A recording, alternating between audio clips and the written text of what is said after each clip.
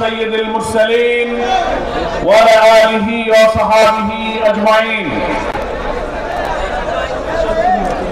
বাংলাদেশ জামাত ইসলামীর গাজীপুর জেলা শাখার উদ্যোগে আয়োজিত আজকের এই ঐতিহাসিক কর্মী সম্মেলনের সংগ্রামী এবং আমাদের প্রিয় ভাজন সভাপতি বাংলাদেশ জামাত ইসলামীর কেন্দ্রীয় মজলিসে শুরার সদস্য গাজীপুর জেলার সম্মানিত আমির বিশিষ্ট শিক্ষাবিদ জননেতা ডক্টর জাহাঙ্গীর আলম, আপনারা দেখতে পাচ্ছেন মঞ্চে উপস্থিত আছেন আজকের এই সম্মেলনের বিশেষ অতিথি জামাত ইসলামীর কেন্দ্রীয় নির্বাহী পরিষদের সদস্য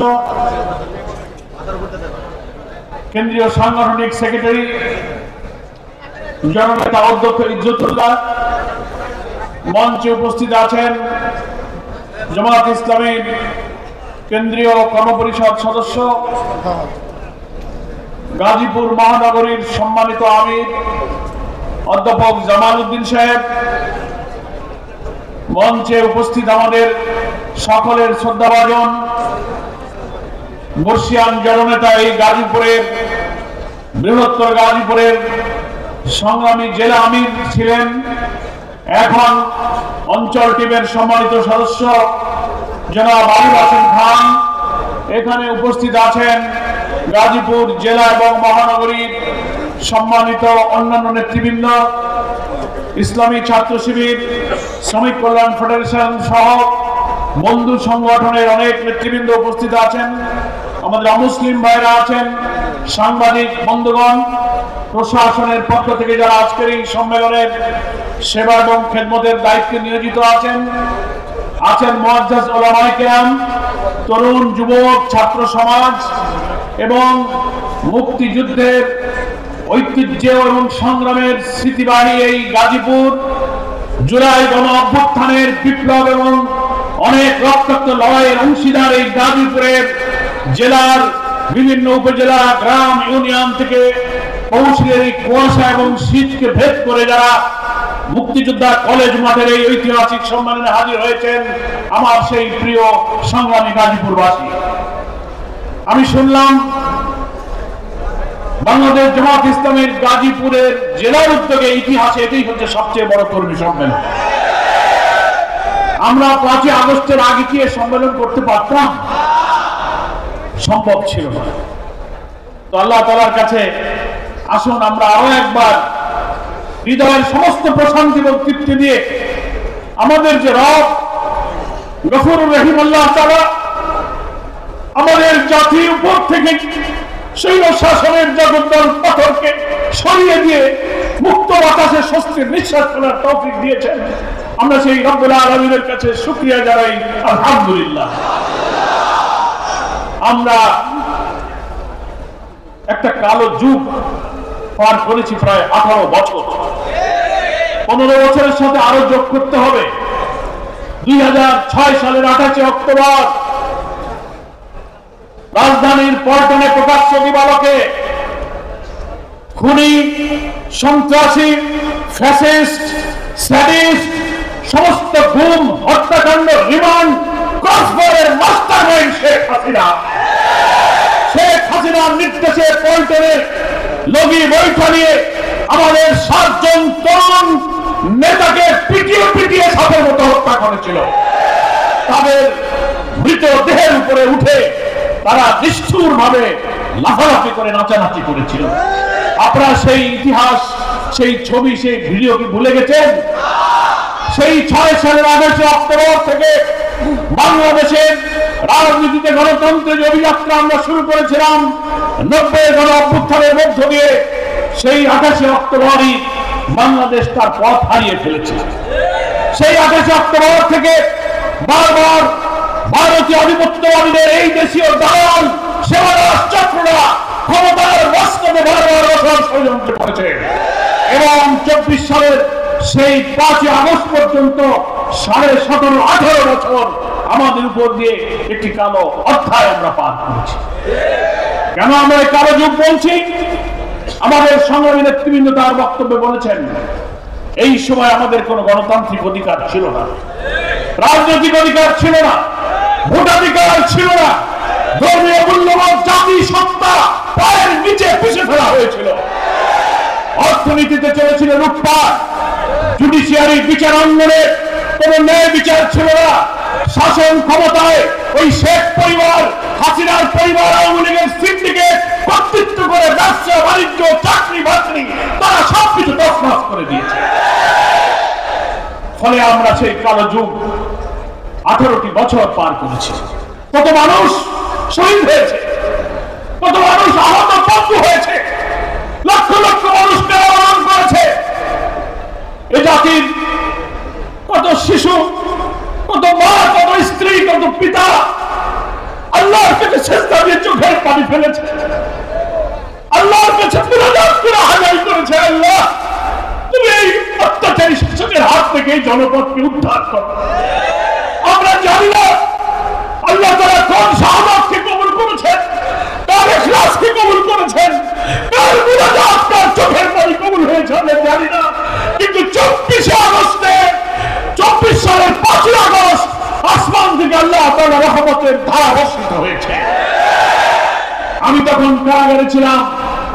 জুলাই অভ্যুত্থানের মধ্যে আমি আমাদের জামাত ডাক্তার তাহের সামিউল হক ফারুকী, এখানে অনেক গাজীপুর সারা দেশের বহু নেতাকে অভ্যুত্থানের আন্দোলনের সময় আমাদেরকে কারাগারে আটকে রাখা হয়েছিল, রিমান্ডে নেওয়া হয়েছে। কারাগারে বসে আমরা শুনছিলাম জুলাইয়ের শেষের দিকে তীব্র গণ আন্দোলন। কেরানীগঞ্জের কারাগারে প্রায় 10,000 বন্দী যারা এই ফ্যাসিবাদের নির্যাতনের শিকার হয়ে কারাবন্দী ছিলেন। কারারক্ষীদের কাছে, কারা কর্তৃপক্ষের কাছে নতুন কোন বন্দী কারাগারে ঢুকলে আমরা ছুটে গিয়ে জিজ্ঞেস করতাম কি হচ্ছে বাইরে। তারা বলতো ভাই ঢাকা রাজধানী সহ উত্তর আন্দোলনে আগুন হয়ে গেছে, এবার স্বৈরাচারের পতন হবে, আপনারা দোয়া করুন। আমরা শুধু অপেক্ষা করতাম, এই শুনে 100 মারা গেছে, 200 মারা গেছে, রিমান্ডে নিয়ে আমাদেরকে নেতৃবৃন্দকে কঠিন নির্যাতন করছে, আর আমরা আল্লাহর কাছে শুধু চোখের পানি ফেলছি। 5 আগস্ট সকাল থেকে আমরা শুনতে পেলাম কিছুক্ষণ পরে হয়তো সেনাপ্রধান জাতির উদ্দেশ্যে ভাষণ দেবেন।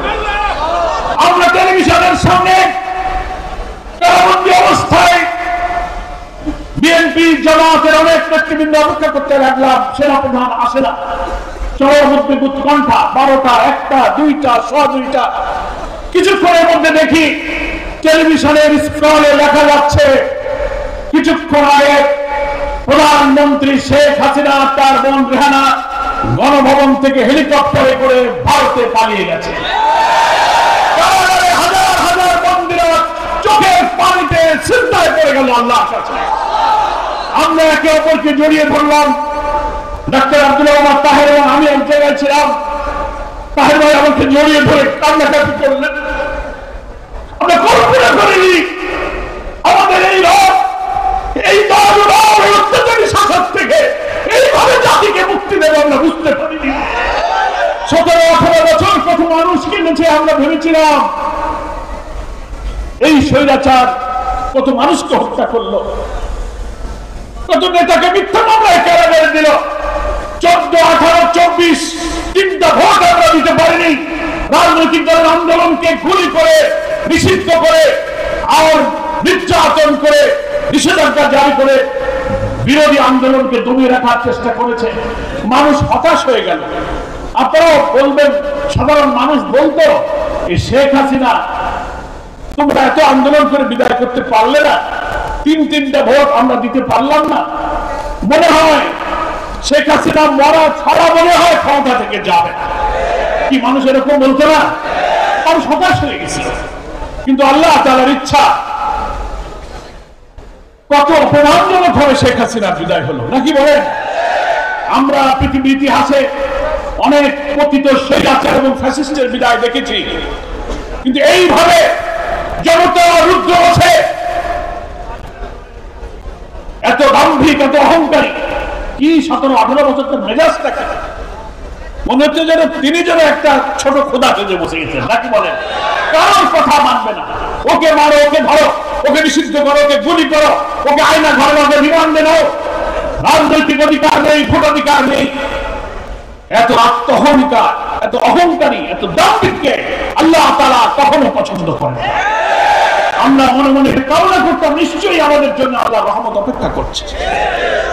আপনি চিন্তা করতে পারেন আমাদের প্রিয় নেতৃবৃন্দ যারা জীবনে একটা মিথ্যা কথা বলে নাই, একটা টাকা হারাম খায় নাই, কোন মানুষকে কষ্ট দেয় নাই, অধ্যাপক গোলাম আজম, আল্লামা সাঈদী, মৌলানা নিজামী, কামারুজ্জামান, মুজাহিদ, মীর কাসেম আলী, কাদের মোল্লাদের মতো লোক, মাওলানা আবুল কালাম, মাওলানা ইউসুফ, মাওলানা আব্দুল সোবহান, মকবুল আহমদ, নাজির আহমদ, কত নাম বলবো, বারবার গ্রেফতার করে কারাগারে বৃদ্ধ বয়সে নিষ্ঠুর নির্যাতন করা হয়েছে। পাঁচজন নেতাকে ফাঁসিতে ঝুলিয়ে হত্যা করা হয়েছে।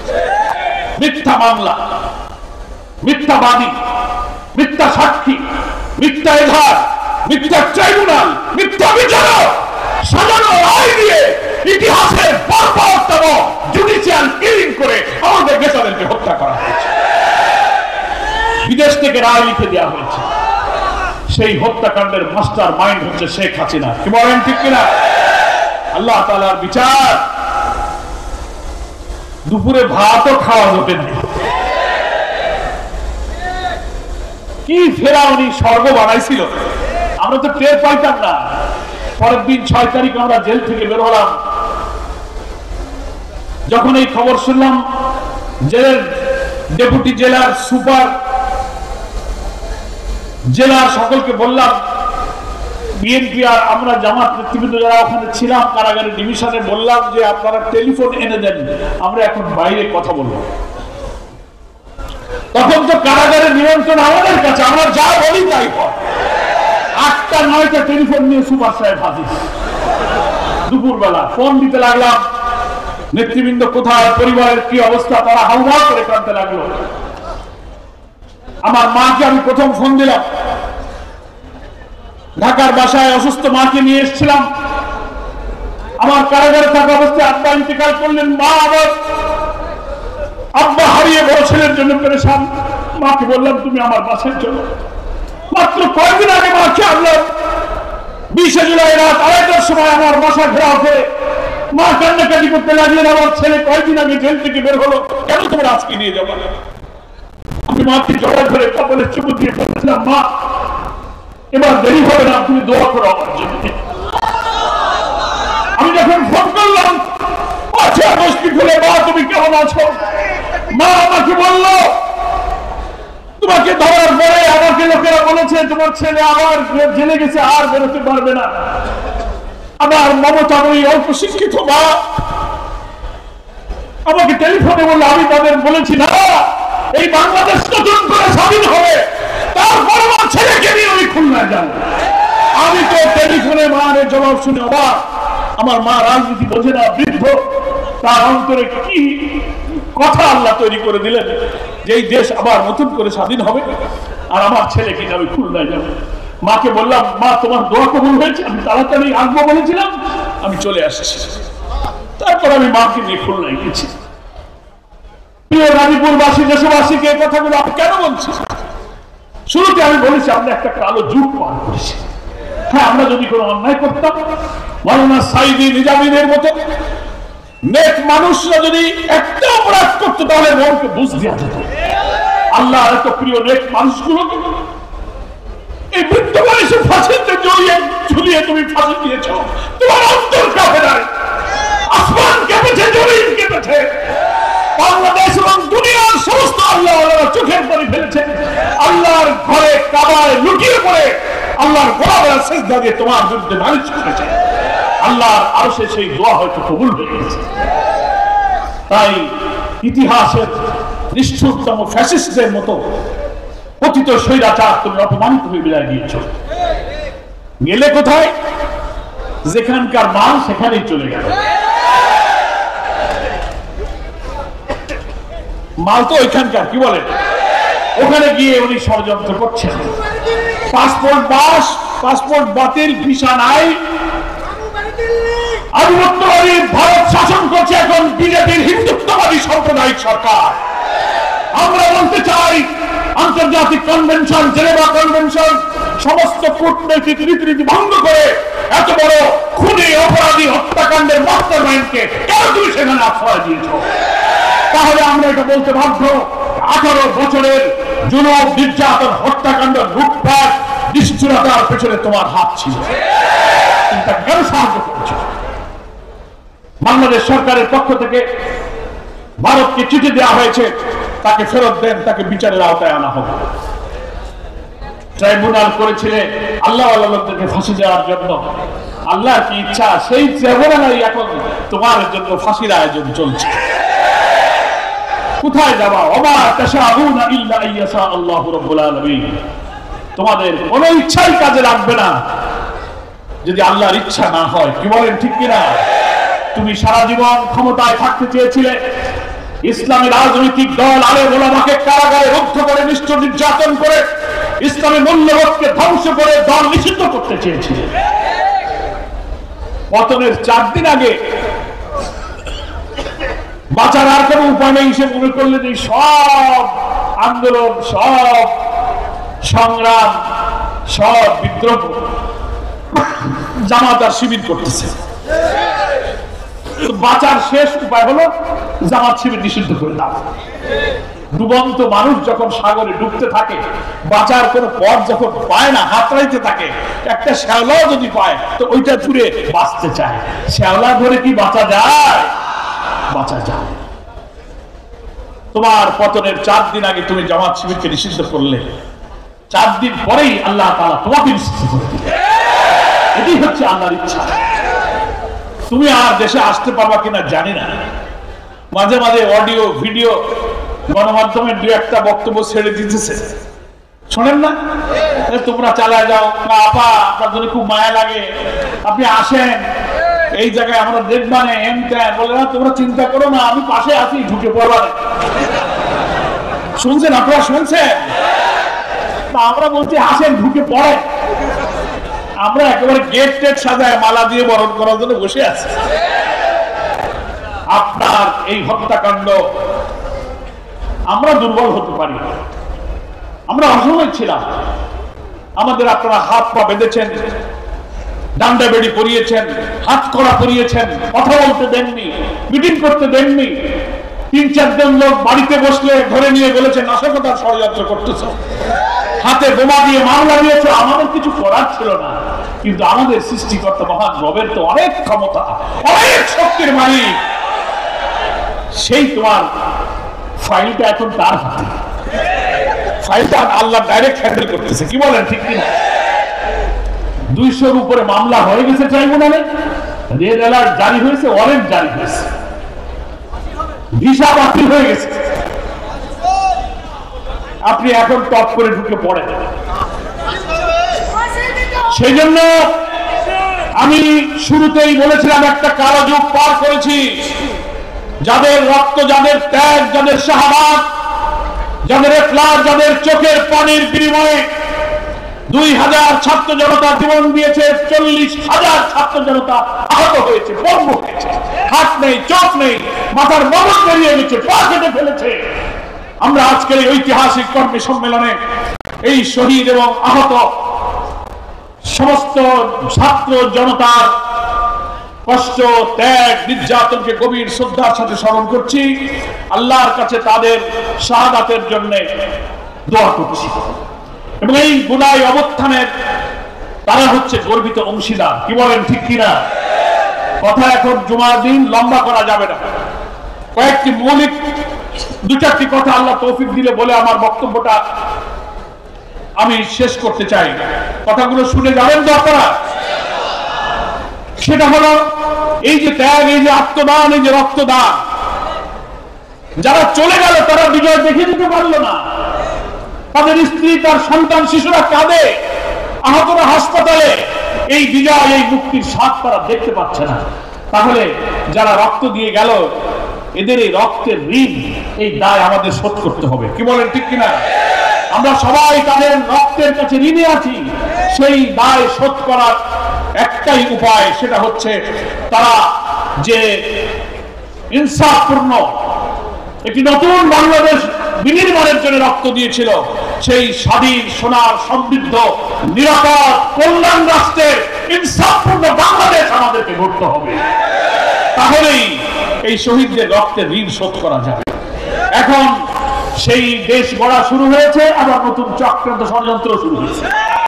দেখতেছেন না, বিপ্লবের পরেই প্রতি বিপ্লব, জুডিশিয়াল কু, আনসার কাণ্ড, এই দাবি ওই দাবি, ধর্মঘট, সচিবালয় আগুন, হিন্দু মুসলিম বৌদ্ধ খ্রিস্টান মুসলিম ভাইদেরকে নিয়ে নানান ষড়যন্ত্রকারী একটা অরাজকতা তৈরি করে তারা বুঝাতে চায় যে না, বাংলাদেশে এখন হিন্দু ভাইরা আওয়ামী লীগ না আসলে শান্তিতে থাকবে না, ওদের আসতে হবে, এখন সংখ্যা লঘু তাদের বাঁচায়, তারা এখন নিরাপদ নেই, তাদের অধিকার বঞ্চিত।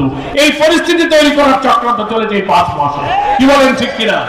কিন্তু আলহামদুলিল্লাহ বাংলাদেশের বিপ্লবী ছাত্র জনতা, সেনাবাহিনী এবং অন্তর্বর্তীকালীন সরকার দৃঢ়তার সাথে ভারতীয় আধিপত্যবাদী শক্তির এদেশীয় দালাল এবং আন্তর্জাতিক ভাবে যারা ষড়যন্ত্র করছেন তাদের এই চেষ্টাকে ব্যর্থ করে দিয়েছে। কি বলেন? আমরা এখন দেশ গড়তে চাই একটি অবাধ, নিরপেক্ষ, একটা পার্টিসিপেটরি, একটা ক্রেডিবল, একটা ফ্রি ফেয়ার ইলেকশনের মধ্য দিয়ে আমরা এই নতুন বাংলাদেশ গড়তে চাই। এবং সেখানেও অন্তরায়, জুলাই অভ্যুত্থানে আমাদের যে ঐক্যের চেতনা ছিল ছাত্র জনতা, এখন কোন ষড়যন্ত্র, কোন লোক নতুন করে এই অগ্রযাত্রাকে আবার মাঝে মাঝে যেন বাধাগ্রস্ত করার চেষ্টা করছে। কেউ বলে সংস্কার দরকার নেই, পরে করলেই হবে, কেউ বলে সংস্কার করেন, কেউ বলে নির্বাচন তাড়াতাড়ি করেন, কেউ বলে না সংস্কারটা শেষ করে হোক। যারাই আমরা বিপ্লব করলাম, যারাই রক্ত দিলাম, তাদের মধ্যেই এখন ইখতিলাফ শুরু হয়েছে। ইখতিলাফ মানে বাংলা তর্জমা কি? মত পার্থক্য শুরু হয়েছে। আমি সংক্ষেপে সকল রাজনৈতিক দল, বিশেষ করে আওয়ামী ফ্যাসিবাদ বিরোধী আন্দোলনে যারা রাজপথে আমরা রাজনৈতিক দলগুলো ছিলাম, রক্ত দিয়েছি, শহীদ হয়েছি, নেতৃত্ব দিয়েছি, তাদের কাছে আমার মিনতি, জুলাই অভ্যুত্থানের যে চেতনা, এই ঐক্যকে অদূর থেকে আসুন, একটা জাতীয় ঐক্যের পরিবেশ তৈরি করে আমরা একটা গ্রহণযোগ্য নির্বাচনের জন্য যতটুকু সংস্কার প্রয়োজন সেই সংস্কারটুকু করে আমরা নির্বাচনে যাই। সংস্কার যারা না করে নির্বাচন চান, তারা আইনের, সংবিধানের দোহাই দেন। সংস্কার করতে গেলে আইন লাগে, সংবিধান লাগে, পার্লামেন্ট লাগে, এইসব ইস্যু সামনে এনে একটা বিতর্ক তৈরি করা হচ্ছে। আমি তাদের কাছে প্রশ্ন করতে চাই, ডক্টর ইউনূস সাহেব আসছিলেন কোন আইনে, কোন সংবিধানে রাখা ছিল, কোন বিধিতে ছিল? উপদেষ্টা পরিষদ হলো, হাসিনা চলে গেল, শপথ করলেন কোন আইনে? সংবিধান এবং আইন কি?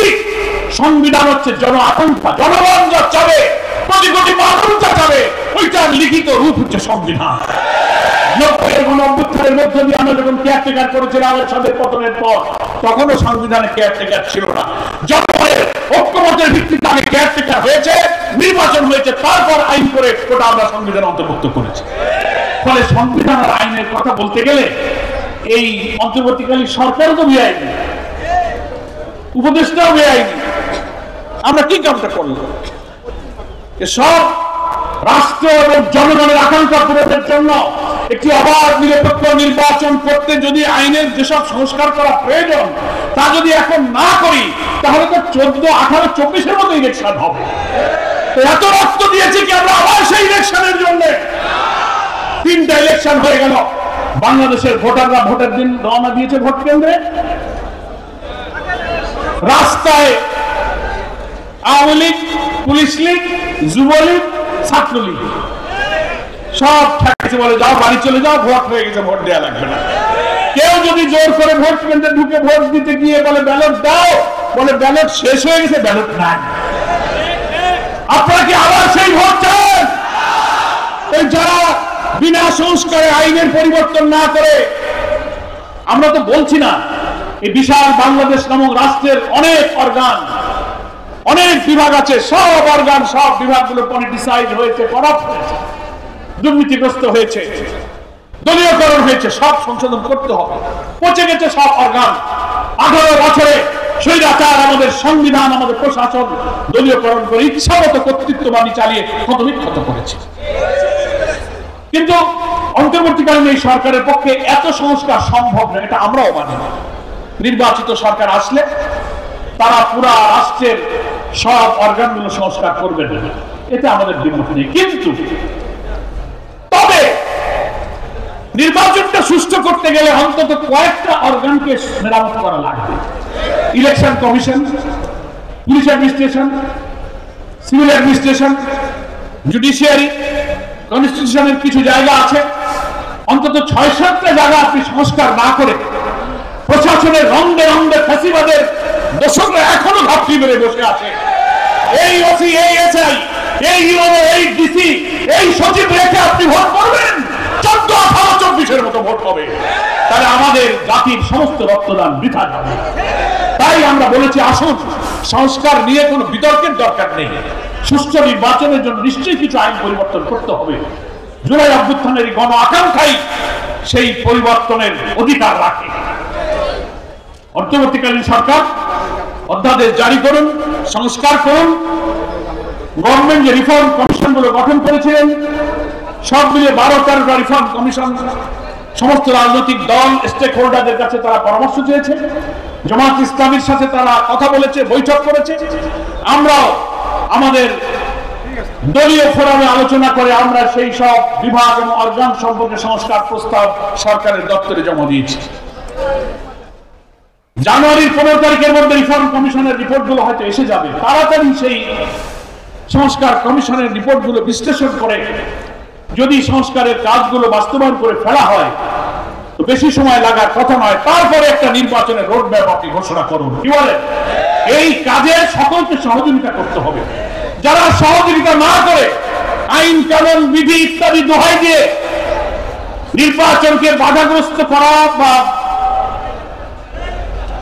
সমস্যা তৈরি করার চেষ্টা করবেন, বুঝতে হবে তারা সুষ্ঠু নির্বাচনে হলে হয়তো পরাজয়ের ভয় করছেন, অথবা মস্তানি করে কেটে কুটে বাক্স ভর্তি করে আবার বিজয়ী হতে চান।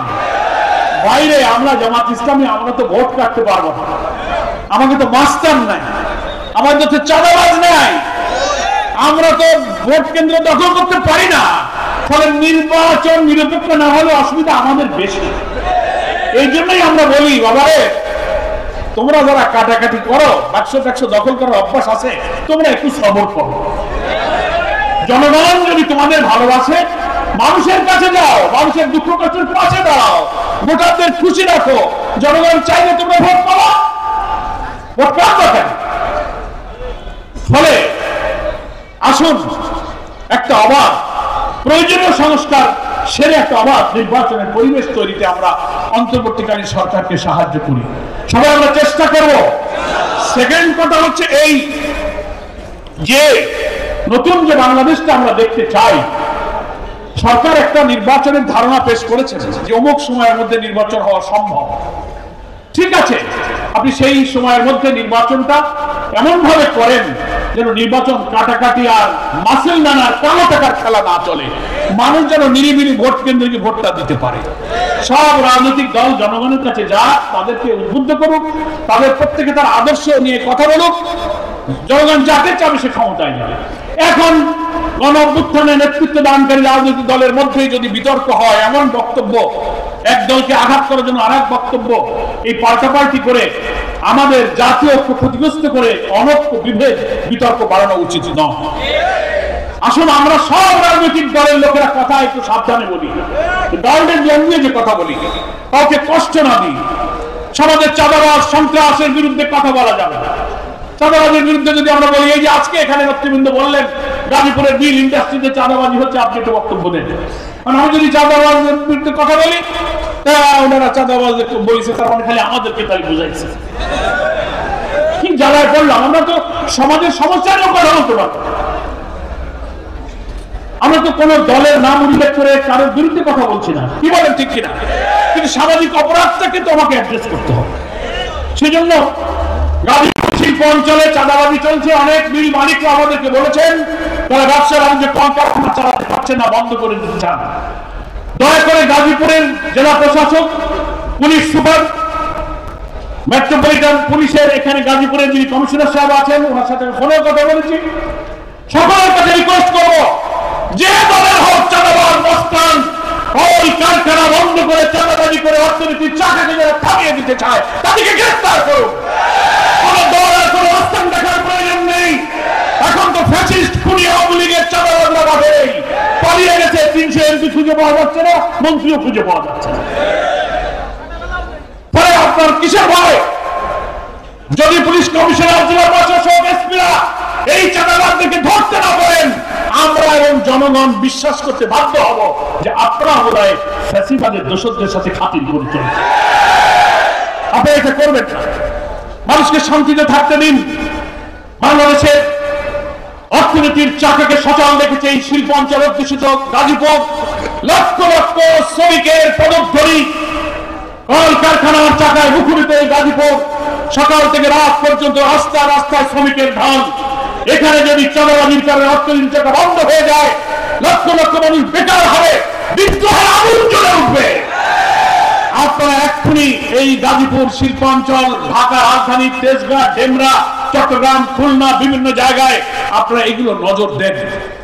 দেশকে যদি আপনারা ভালোবাসতে চান, বাংলাদেশ জামাত ইসলামী এমন একটি নতুন বাংলাদেশে বিপ্লবের মধ্য দিয়ে নতুন বাংলাদেশ নির্মাণের স্বপ্ন দেখে, যেটা আমাদের বাংলাদেশের সংবিধানে মুক্তিযুদ্ধের যে চেতনার কথা বলা হয়েছে, যে লক্ষ্যের কথা বলা হয়েছে, সাম্য, মানবিক মর্যাদা, সামাজিক সুবিচার। 53 বছর আগে এই চেতনা ধারণ করে বীর মুক্তিযোদ্ধারা লড়াই করে প্রিয় জন্মভূমি বাংলাদেশকে স্বাধীন করেছিলেন।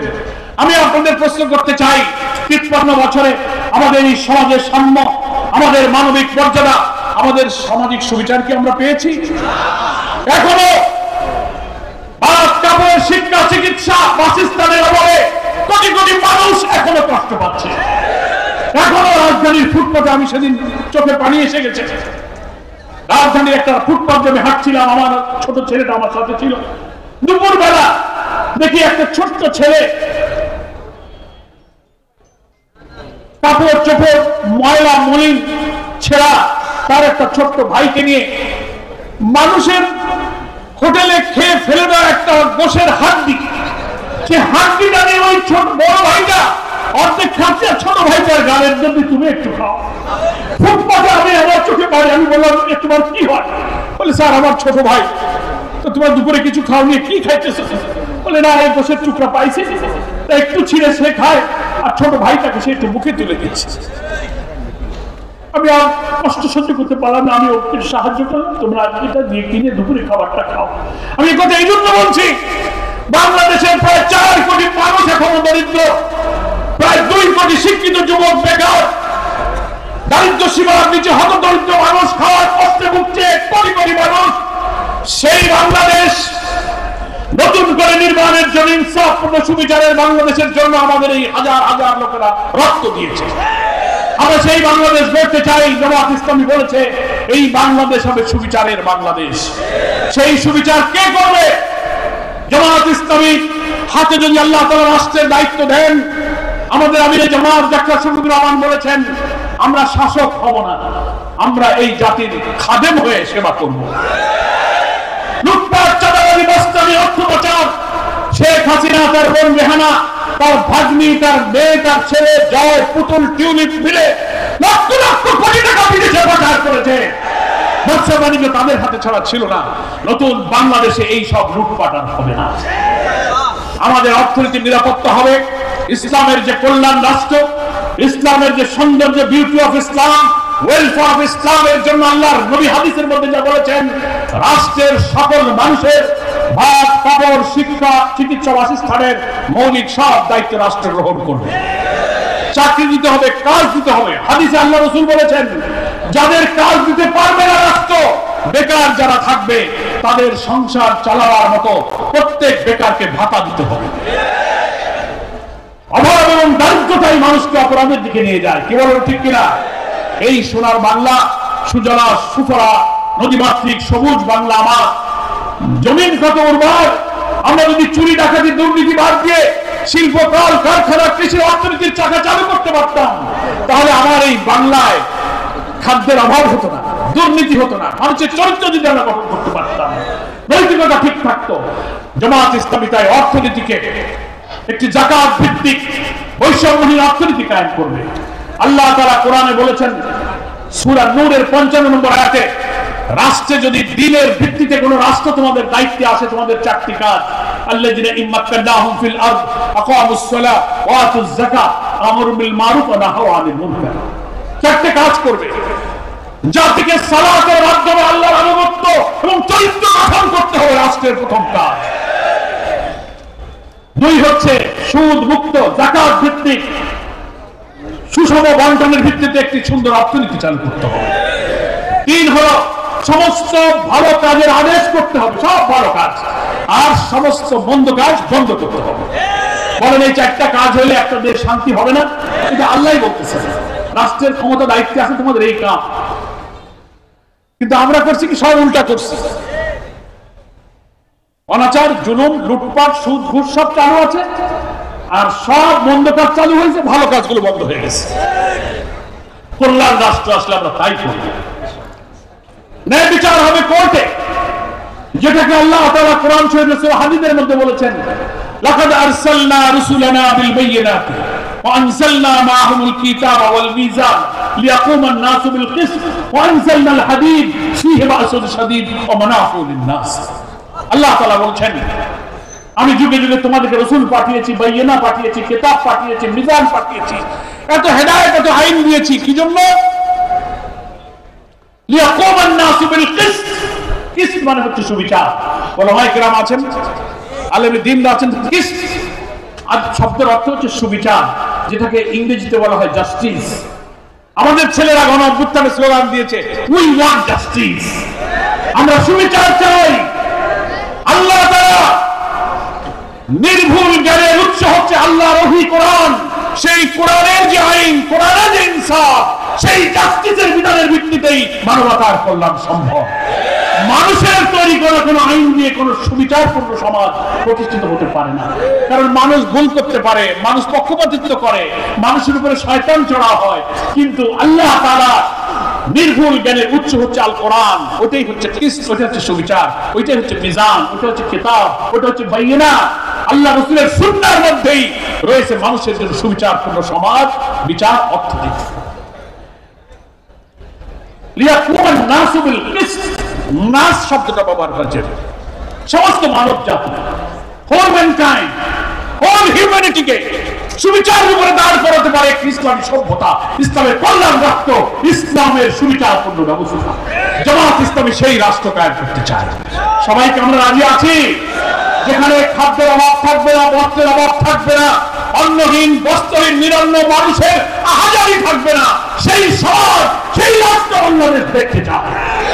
সেই স্বপ্নের নতুন বাংলাদেশ বিনির্মাণের স্বপ্নের সারথী বাংলাদেশ জামাত ইসলামীর আমির ডাক্তার শফিকুর রহমান রাজধানী ঢাকা থেকে গ্রামে গঞ্জে, পথে প্রান্তরে, নগরে লক্ষ লক্ষ মানুষের কাছে ডাক দিয়েছে, জাতীয় ঐক্যের ডাকে বলছেন, আমরা বহু শোষণ জুলুম দেখেছি, অবিচার দেখেছি, আসুন সুবিচারের নতুন বাংলাদেশকে আমরা একটু সৃষ্টি করি। জনগণের মধ্যে আমরা আশা আকাঙ্ক্ষা দেখতে পাচ্ছি। মানুষ বলছে আমরা সব শাসন তো দেখেছি, কোরআনের সুবিচারটা আমরা একটু দেখি।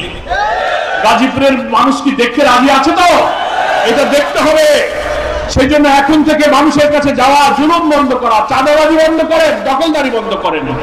আপনারা এখানে ভূমিহীনদের উচ্ছেদ না করে, আমরা বলছি যে সরকারি জায়গা যদি সরকার কোনো কাজে লাগে, আপনি ভবন বানান, উন্নয়নমূলক কাজ, মিল ফ্যাক্টরি, অফিস করেন, কিন্তু কোনো কাজে লাগাবেন না। একটা গরিব মানুষ হয়তো লিজ নিয়ে স্থানীয় চেয়ারম্যান, মেম্বার, পৌরকে বলে হয়তো কোন রকম অস্থায়ী ভাবে আছে, আপনি কেন তাকে উচ্ছেদ করবেন?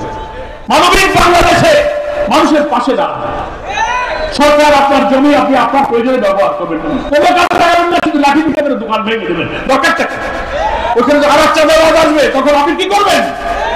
সেজন্য আমি এখানকার ইউনো এবং জেলা প্রশাসককে বলবো, সরকারের কোন প্রয়োজন যখন হবে আপনি আপনার জমি নেবেন, এখানে কেউ বাধা দিতে পারবেন, এটা আইন নয়।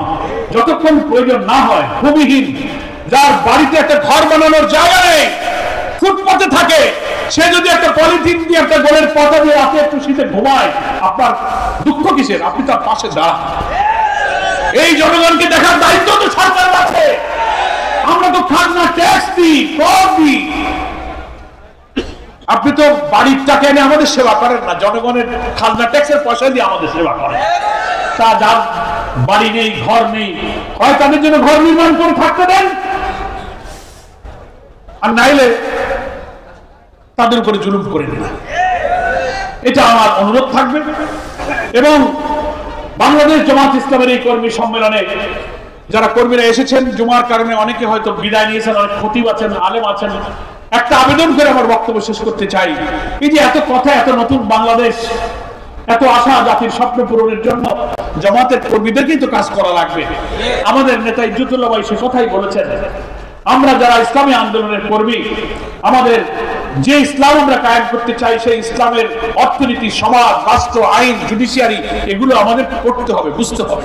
নিজের চরিত্র, আমল, আখলাক, কথা, কাজের সাথে মিল রাখতে হবে। জনগণ যেন আপনাকে দেশের পাশের লোক, পাশের বাড়ি, প্রতিবেশী বুঝতে পারে, জামাতের কর্মীর দিকে তাকালে মনে হয় আসলে এ হচ্ছে ইসলাম। এর নামাজ, এর লেনদেন, এর মুআমালাত, এর ব্যবসা বাণিজ্য, এর কথাবার্তা দেখে যেন ইসলামের আদর্শটা যেন ফুটে ওঠে। মানে চরিত্রের মধ্যে ইসলাম থাকতে হবে। আর জীবনের লক্ষ্য থাকবে যে এই ইসলাম সমাজে, রাষ্ট্রে কায়েম না হওয়া পর্যন্ত আল্লাহর সন্তুষ্টির উদ্দেশ্যে আমাদের সংগ্রাম থামবে না। এই পড়াশোনা, এই চরিত্র, এই নৈতিকতা গাজীপুর জেলার সকল কর্মীরা অর্জন করে যদি আমরা মাঠে, উপজেলায়, ইউনিয়নে, ইউনিটে, ওয়ার্ডে, মহল্লায় দাওয়াত বাড়াতে পারি, জনগণকে আগামী নির্বাচনের 1 বছর হোক আর যতটুকু লাগুক আমরা জানি না, যতক্ষণ সরকার করবে যৌক্তিক সংস্কার করে, কিন্তু সময় আমরা বেশি পাবো না। তার আগে প্রতিটি ভোট কেন্দ্রে, প্রতিটি গ্রামের সকল নারী পুরুষের কাছে এই জামাতের দাওয়াত নিয়ে তাদেরকে এই ইসলামের কল্যাণ, ইসলামের সৌন্দর্যটা বুঝিয়ে আমাদের পাশে আনার চেষ্টা করতে হবে। সবাই আমরা রাজি আছি? আমি বাংলাদেশ জামাত ইসলামী কেন্দ্রের পক্ষ থেকে গাজীপুরের এই বিশাল কর্মী সম্মেলনে যারা সকাল থেকে এসে সফর করেছেন, নেতৃবৃন্দ এই সুন্দর আয়োজন করে কতদিন ধরে পরিশ্রম করেছেন, সকলের জন্য দোয়া করি। সকলকে মোবারকবাদ জানিয়ে আপনাদের সকলকে আমার নিজের জন্য এবং আন্দোলনের জন্য, নেতৃবৃন্দের জন্য, আমি জামাতের জন্য দোয়া কামনা করে আমি আমার বক্তব্য শেষ করছি। আল্লাহ হাফেজ। আমার তৌফিক ইল্লা বিল্লাহ। হাযা মা ইনদি ওয়াল ইলমু ইনদাল্লাহ। আলাইহি